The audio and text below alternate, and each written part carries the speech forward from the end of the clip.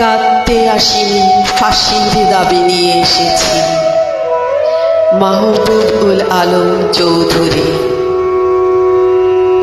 এখানে যারা প্রাণ দিয়েছে রমনার ঊর্ধ্বমুখী কৃষ্ণচূড়ার তলায়, যেখানে আগুনের ফুলকির মতো এখানে ওখানে জ্বলছে অসংখ্য রক্তের ছাপ, সেখানে আমি কাঁদতে আসিনি। আজ আমি সুখে বিহ্বল নই, আজ আমি ক্রোধে উন্মত্ত নই, আজ আমি প্রতিজ্ঞায় অবিচল।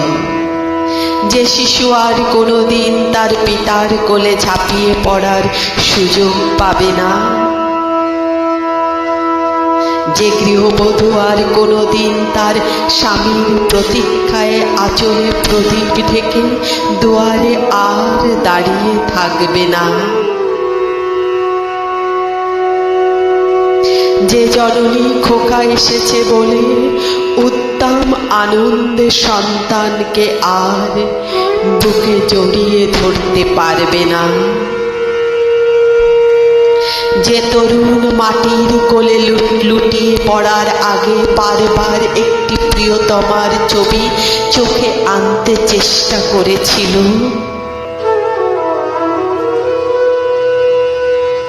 সে অসংখ্য ভাই বোনদের নামে আমার হাজার বছরের ঐতিহ্যে লালিত যে ভাষায় আমি মাকে সম্বোধনে অভ্যস্ত, সেই ভাষা ও স্বদেশের নামে এখানে এই বিশ্ববিদ্যালয়ের উন্মুক্ত প্রাঙ্গণে আমি তাদের ফাঁসির দাবি নিয়ে এসেছি।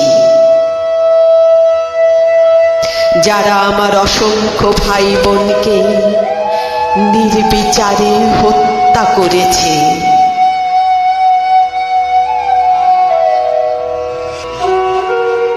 ওরা 40 জন কিংবা আরো বেশি, যারা প্রাণ দিয়েছে ওখানে রমনার রৌদ্রদগ্ধ কৃষ্ণচূড়ার গাছের তলায়, ভাষার জন্য, মাতৃভাষার জন্য, বাংলার জন্য, যারা প্রাণ দিয়েছে ওখানে একটি দেশের মহান সংস্কৃতির মর্যাদার জন্য, আলাওলের ঐতিহ্য, রবীন্দ্রনাথ, কায়কবাদ, নজরুলের সাহিত্য কবিতার জন্য, যারা প্রাণ দিয়েছে ওখানে পলাশপুরের মকবুল আহমেদের পুঁথির জন্য, রমেশ সিনের গাথার জন্য, জসিমউদ্দিনের সজন বাড়িয়ার ঘাটের জন্য, যারা প্রাণ দিয়েছে ভাটিয়ালি বাউল, কীর্তন, গাজন, নজরুলের খাঁটি সোনার চেয়ে খাঁটি আমার দেশের মাটি, এ দুটি লাইনের জন্য, দেশের মাটির জন্য। রমনার মাঠের সেই মাটিতে কৃষ্ণচূড়ার অসংখ্য ঝরা পাপড়ির মতো 40টি তাজা প্রাণ আর অঙ্কুরিত বীজের খোসার মধ্যে আমি দেখতে পাচ্ছি তাদের অসংখ্য বুকের রক্ত। রামেশ্বর আব্দুস সালামের কচি বুকের রক্ত, বিশ্ববিদ্যালয়ের সবচেয়ে সেরা কোনো ছেলের বুকের রক্ত। আমি দেখতে পাচ্ছি তাদের প্রতিটি রক্তকণা রমনার সবুজ ঘাসের উপর আগুনের মতো জ্বলছে, জ্বলছে আর জ্বলছে। এক একটি হীরের টুকরোর মতো বিশ্ববিদ্যালয়ের সেরা ছেলে 40টি রক্ত বেঁচে থাকলে যারা হতো পাকিস্তানের সবচেয়ে মূল্যবান সম্পদ, যাদের মধ্যে লিঙ্কন, এরলা, আরাগ, আইনস্টাইন আশ্রয় পেয়েছিল, যাদের মধ্যে আশ্রয় পেয়েছিল শতাব্দীর সভ্যতার সবচেয়ে প্রগতিশীল কয়েকটি মতবাদ, সেই 40টি রক্ত যেখানে প্রাণ দিয়েছে, আমরা সেখানে কাঁদতে আসিনি। যারা গুলি ভর্তি রাইফেল নিয়ে এসেছিল ওখানে, যারা এসেছিল নির্দয়ভাবে হত্যা করার আদেশ নিয়ে, আমরা তাদের কাছে ভাষার জন্য আবেদন জানাতেও আসিনি। আজ আমরা এসেছি খুনি জালিমের ফাঁসির দাবি নিয়ে। আমরা জানি তাদের হত্যা করা হয়েছে, নির্দয়ভাবে ওদের গুলি করা হয়েছে। ওদের কারো নাম তোমারই মতো ওসমান, কারো বাবা তোমারই বাবার মতো, হয়তো কেরানি কিংবা পূর্ব বাংলার নিভৃত কোনো গায়ে, কারো বাবা মাটির বুক থেকে সোনা ফলায়, হয়তো কারো বাবা কোনো সরকারি চাকুরে। তোমারই আমারই মতো যারা হয়তো আজকে বেঁচে থাকতে পারত আমারই মতো, তাদের কোনো একজনের হয়তো বিয়ের দিনটি পর্যন্ত ধার্য হয়ে গিয়েছিল।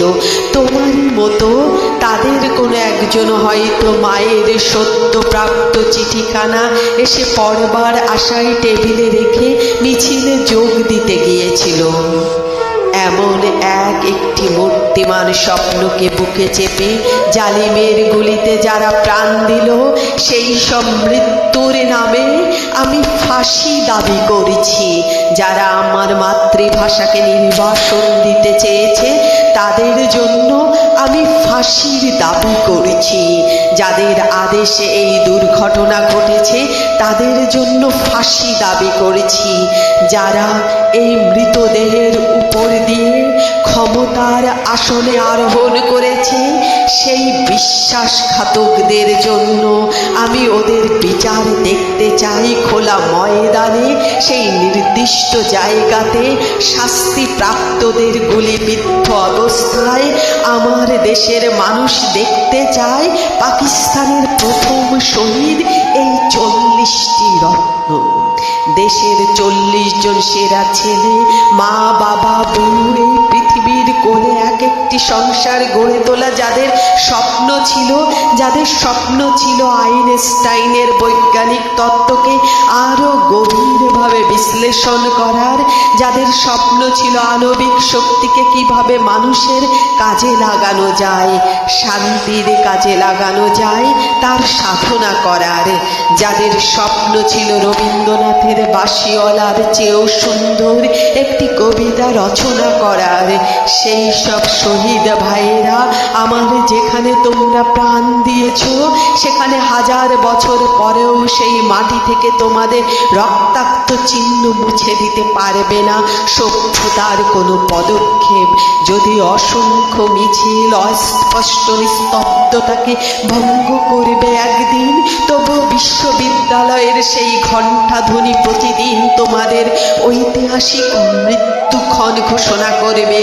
যদিও আগামীতে কোনো ঝড় ঝঞ্ঝা বিশ্ববিদ্যালয়ের ভিত্তি পর্যন্ত নড়িয়ে দিতে পারে, তবুও তোমাদের শহীদ নামের ঔজ্জ্বল্য কিছুতেই মুছে যাবে না।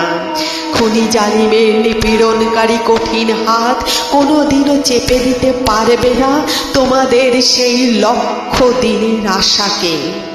যেদিন আমরা লড়াই করে জিতে নেব ন্যায় নীতির দিন, হে আমার মৃত ভাইয়েরা, সেই দিন নিস্তব্ধতার মধ্য থেকে তোমাদের কণ্ঠস্বর স্বাধীনতার বলিষ্ঠ চিৎকারে ভেসে আসবে। সেই দিন আমার দেশের জনতা খুনি